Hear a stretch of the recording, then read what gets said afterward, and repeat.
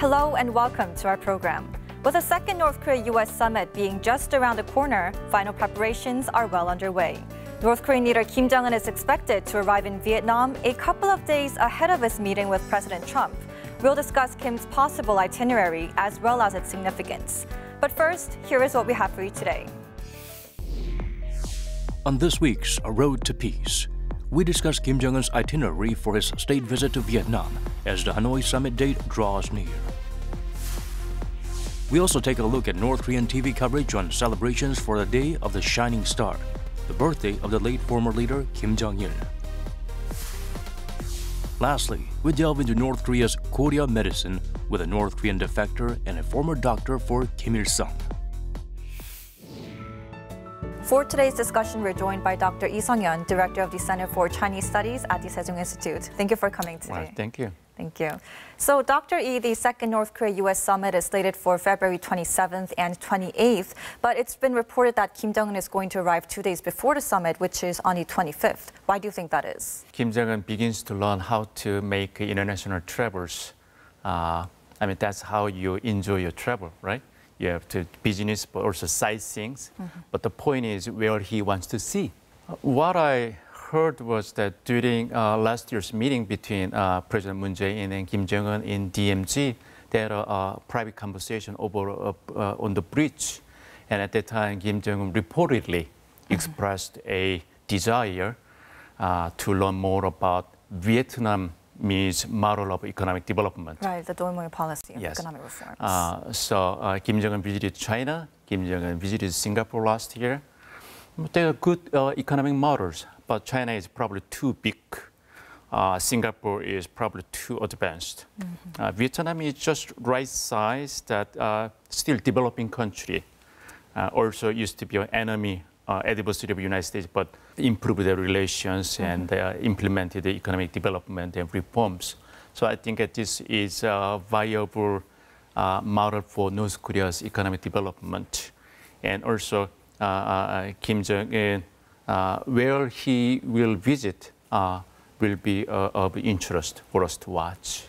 And that actually leads to my second question. So Kim Jong-un's close aide in charge of protocol, Kim Chang-son, visited the Samsung Electronics smartphone factory in Vietnam. So do you think Kim Jong-un is going to visit the factory as well during his stay? From last year's case during the Singapore summit, the places Kim Chang-son visited are more or less the same places that Kim Jong-un visited. So that's why I think we have a close eyes on his whereabouts to have an idea about Kim's interest.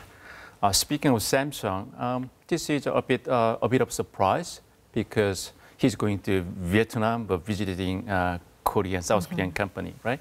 Samsung is not a small player. This is a big giant, also high-tech company. And Samsung, after Samsung entered Vietnam, it transformed Vietnam's economy. Samsung takes about a quarter of Vietnam's entire outbound export is coming from Samsung. Samsung employs close to 160,000 people in Vietnam.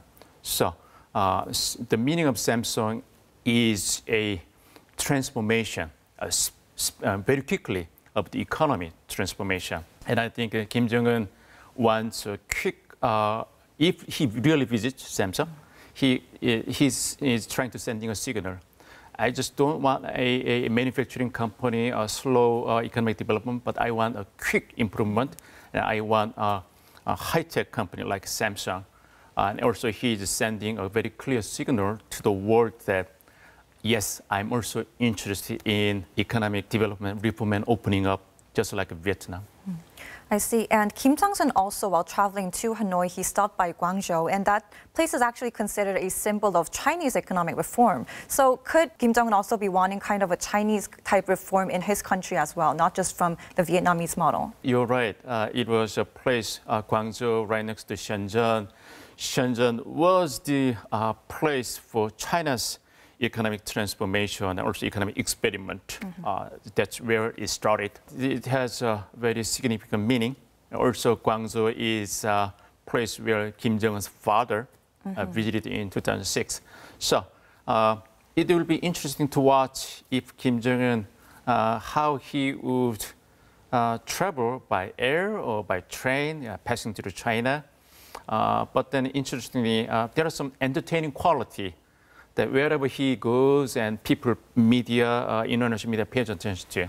If he passed through China, I think it is bound to send a signal that, in a way, that he gives a face to China. China is not present in the U.S.-North Korea summit in Vietnam. But I think during his meeting with Xi Jinping earlier this year, he will consult China for joint research and also coordination in his approach to denuclearization negotiation. So it's just that there are so many details and so many underlying political signals here that we'll see. Now, the U.S. clearly needs a satisfying outcome from the second summit. But then again, if things aren't finalized in the drafting of the joint statements before the actual summit, then there's a higher chance of this second Kim-Trump summit actually coming up with very disappointing results. But why is the North risking it? That's why, following that logic, the time is running out. Both North Korea and the United States wasted several months of time, which should have been used for working level negotiations to pave the way for this summit. But then they just recently met, and Stephen Biegun and Kim Chol spent 3 days and 2 nights in Pyongyang. My understanding is that it was more about discussions and confirming each other's positions rather than negotiations. So they are meeting again this week. We have time is running out. So there are some anxiety that even though there are some willingness to come to some big deals, but then the physical time is not enough to prepare for the summit. That's why I think Trump just made a statement that he's not anxious about the time, right? He's not. So he is willing to take time. So I think if we at this moment, if you want to properly, let's say that this summit is a drama, then I think that if you properly appreciate drama, I think a drama should have 2 components. That is a summit, and then followed by lots of working level negotiations. And the summit is more symbolic, but then I don't think they will stop only at the symbolic moment declaration, because that's why they drew a lot of criticisms. Right. So they will have a modest but meaningful outcome during the summit, and that will be followed by hopefully lots of working level negotiations. For example, how they do it. Last year's Singapore summit, they said, North Korea and the United States will improve their relations. How? They need to discuss it. Peace on the Korean Peninsula. How? Right? Importantly, denuclearization. How? So these are the specifics that they should really tackle. North Korea should not avoid getting into the specifics. Right, so we should get the details that were missing from the first Kim-Trump summit. Now, the U.S. State Department said that if North Korea denuclearizes, the U.S. is going to provide the North with some corresponding measures that haven't been heard of in the past. And it made it sound very grand. Do you know what kind of measures they're talking about? It's interesting that they are making those statements more and more these days, you're right. They are not explaining what those might be. It's very interesting. We are more clear about what North Korea's demands are. Right. But at this moment, we are not really, frankly speaking, not clear about what U.S. will give. Even though, just like what you said, what the U.S. is prepared to give more than, something that unprecedented. And probably, based on what has been reported in the media circle, lifting economic sanctions, establishing liaison offices both in Pyongyang and Washington, helping North Korea to join the international financial bodies like World Bank or IMF or Asian Development Bank. Also the end of war declaration. Right. I think the end of the war declaration is very likely to be part of it, my speculation. But then I think from North Korea's perspective, those political measures are mostly symbolic. I think they are very conscious about getting something tangible in the form of economic aid. And I think that's why during latest telephone conversation between President Moon Jae-in and Donald Trump, President Moon Jae-in told Trump that South Korea is willing to jump in and implement some of the infrastructure projects, like railway projects in North Korea, to encourage. If the summit is successful, then North Korea should implement what they agreed at the summit. Then we need to encourage North Korea to continue to walk in that direction. So then the economic inducement will be necessary, and South Korea is willing to play that role. Now we're going to turn on to some other news. And ahead of the second Kim-Trump summit, what's happening inside North Korea? On February 16th, North Korea celebrated the birthday of its late former leader, Kim Jong-il, the day of the shining star. Here's a clip from North Korea's KCTV. 위대한 용도자 김종일 동지에 대한 다함없는 흠모와 충정의 마음들이 끝없이 달려오는 주체 최고 성지 금수산 태양궁전은 숭엄한 분위기에 휩싸여 있었습니다. 조선인민군 최고 사령관이신 우리 당과 국가 군대의 최고 용도자 김정은 동지께서는 뜻깊은 광명성절에 즈음하여 금수산 태양궁전을 찾으시고 위대한 용도자 김종일 동지께 숭고한 경의를 표시하셨습니다. 최룡해 동지, 리만건 동지, 김여정 동지, 리용식 동지를 비롯한 조선노동당 중앙위원회 조직 지도부와 선전 선동부 일꾼들이 참가했습니다. 경애하는 최고 용도자 동지께서는 참가자들과 함께 위대한 수령 김일성 동지와 위대한 용도자 김종일 동지의 립상을 우러러 숭고한 경의를 표시하셨습니다. 참가자들은 위대한 용도자 김종일 동지의 영원 불멸할 혁명 생애를 가슴 뜨겁게 되새겨보면서 경애하는 최고 용도자 김종은 동지의 영도를 충직하게 받들어 우리 당을 영원한 김일성 김종일 동지의 당으로 강화 발전시키며 내 나라 내 조국을 장군님의 애국 요문 강국 요문이 꽃펴나는 강대하고 존엄 높은 인민의 나라로 만방에 빛려갈 굳은 결의를 다지었습니다. Now, unlike last year, Kim Yo-jong, Kim Jong-un's younger sister, was among the high-level officials accompanying Kim to pay tribute. And Kim Yo-jong actually played a very important role in the series of inter-Korean summits last year and also the first Kim-Trump summit. What do you think? Do you think she cemented her role as a North Korean politician in the country? Well, when we study North Korea's hierarchy, elite hierarchy, how high, how low, how significant that person is. There, I think we see observe proximity to Kim Jong-un, the leader, supreme leader, and the seating arrangement, whether the person is sitting on the front row or standing on the front row, sitting on the front row. At this time, we just watched that Kim Jong-un is on the front row, same row actually with Kim Jong-un. And I think it's reasonable to think that Kim Yo Jong, now vice minister level rank, I think she is cruising through the North Korea's hierarchy. She's been in that position, vice minister level, for a few years. I think it's time to get to be at something higher than that.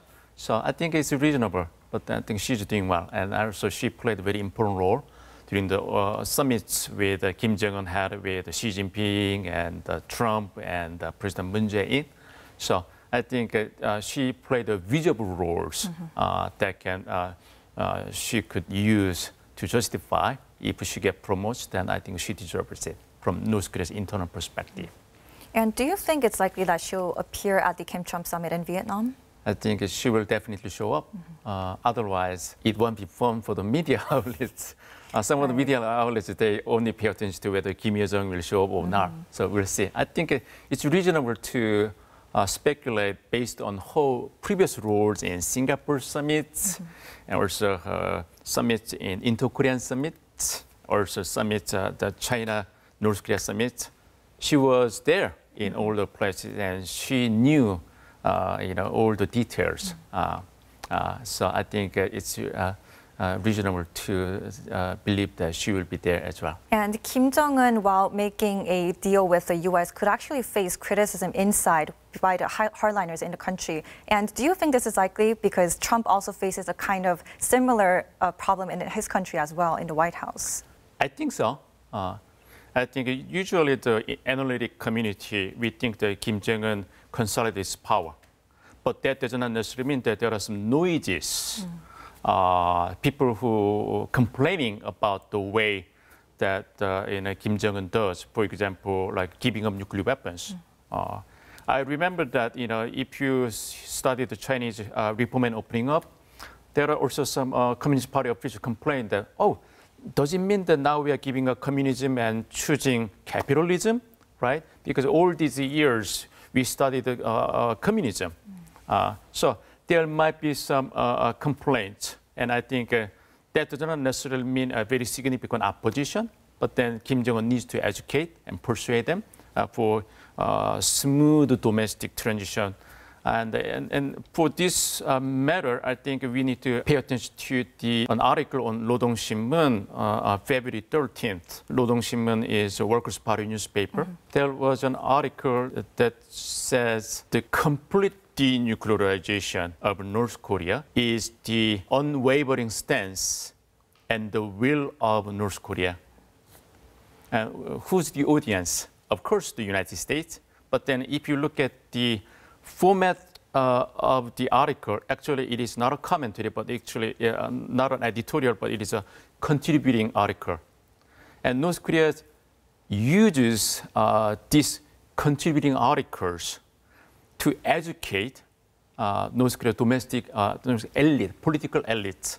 So I think Kim Jong-un is using, telling his elite that we need to make these transitions, follow my lead, because I think this persuasion education is necessary, because North Korea used to tell its people that nuclear weapons is the treasured sword that protects the nation.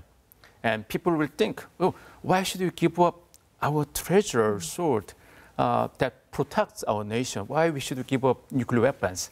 So Kim Jong-un needs to educate his people if he really intends to give up nuclear weapons. Well, hopefully those concerns won't exactly affect the outcome of the Kim-Trump summit. Well, Dr. Lee, we're going to talk about a more interesting topic now. How does the North Goryeo medicine differ from the South's traditional Korean medicine? We meet with Kim Il-sung's former doctor who defected to the South and opened up a private practice in Seoul to learn more.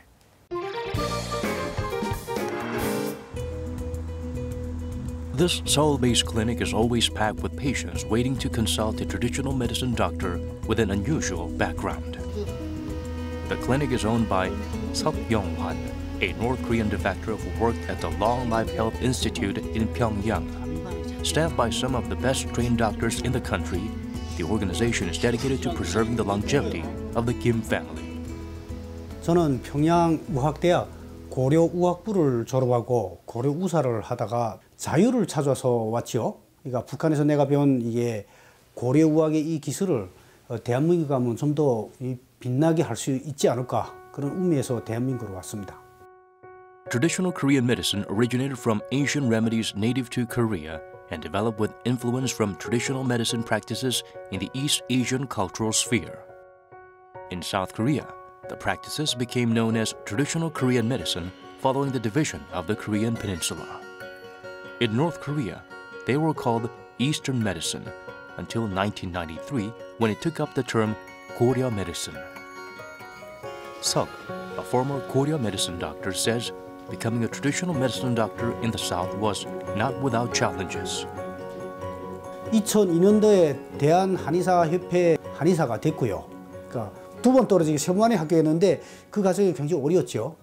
그래도 그때 당시 남북의 그 한의사 면허를 가지고 북한의 면허를 가지고 대한민국에 와서 첫 시험을 친 한의사로서 군기와 자부심을 가지고 열심히 해갖고 지금까지 와 있습니다.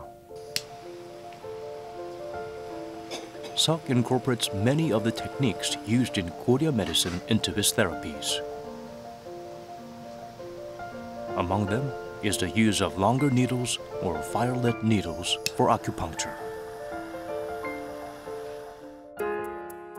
Seok says traditional Korean medicine and Goryeo medicine may share the same root, but they have evolved differently throughout the past decades. 북한의 고려의학 같은 경우는 그 양안방을 같이 있지 않습니까?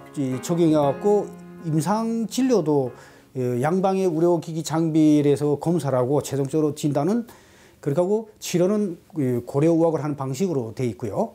대한민국은 약간의 좀 뭐랄까 건강 중진을 위한 이런 쪽으로 많이 발전이 되지 않을까 이렇게 좀 보고 있고요. During his trip to Beijing last month, North Korean leader Kim Jongun visited a factory owned by China's pharmaceutical company, Tongren-tang. 경의하는 최고령도 자동직께서는 1669년에 설립되어 오랜 역사와 전통을 가지고 있는 동인당이 세계적인 전통약품 생산 기업으로 발전한 데 대한 해설을 들으시며 제약 공정들을 주의 깊게 돌아보셨습니다. Korea Watcher said Kim's visit to the largest producer of traditional Chinese medicine products shows his will to modernize the regime's traditional medicine industry. Pyongyang has encouraged the use of Goryeo medicine since 1954, calling it national medicine. It has focused on the development of traditional medicine products since the 1990s. 북한의 생약 산업이라든가 한약이 산업, 그러니까 북한의 청정지효, 좋은 약재 이런 부분을 가지고 상품화시키면 환자도 좋고 그 약을 받아서 치료받는 북한의 이미지도 굉장히 좋아지지 않을까 그렇게 보고 있습니다. But his plan has a long way to go. The safety and efficacy of Goryeo medicine products are yet to be established.